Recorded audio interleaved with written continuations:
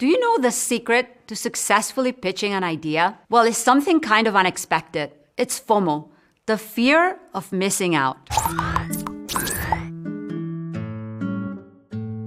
As someone who invests in companies early in their journeys, I listen to nearly 2,000 pitches a year, and I work countless hours with company founders to help them make their pitch even more compelling. You may equate pitching with a slick deck based on some standard format, but whether you're pitching a company or trying to get buy-in for a passion project at work, so much of pitching is a storytelling exercise. You need to bring people along with you. You need to tell your audience a story that not only will draw them in, but it will make them feel that if they don't say yes, they will be missing out on something really big.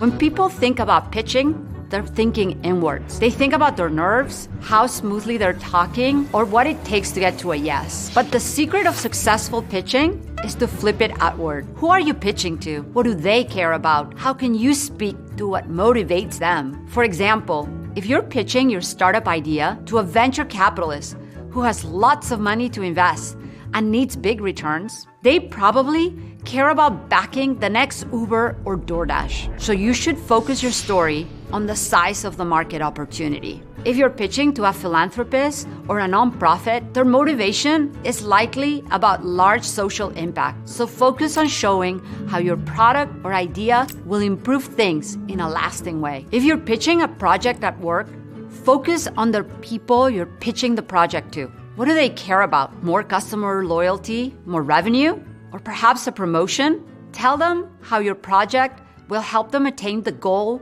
that they want in a way that makes it almost inevitable. Give them that feeling of, if I don't support this, I'm going to miss out on something I care about deeply.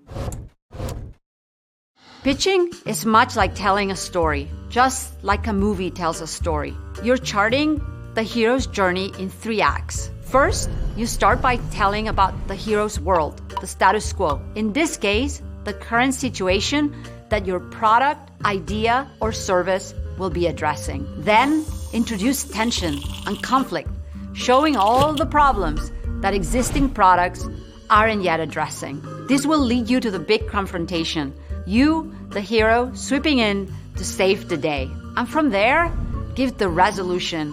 How are things changed as a result of your actions? How does your product, idea, or service solve the problems you highlighted earlier? One of the best pitches I've heard follow this arc perfectly. The story started with a disturbing status quo. Depending on where and how it's produced, 1 gallon of milk can take roughly 1,000 gallons of water to produce and can create about 6 kilograms of CO2 equivalent or more in the process. In this case, the hero was the CEO and their team of scientists and food industry experts who have come up with a way to engineer plants to produce the animal proteins. They showed how a small crop of soybeans could create lots of delicious cheese and how this could feed the global population in a sustainable and yummy way.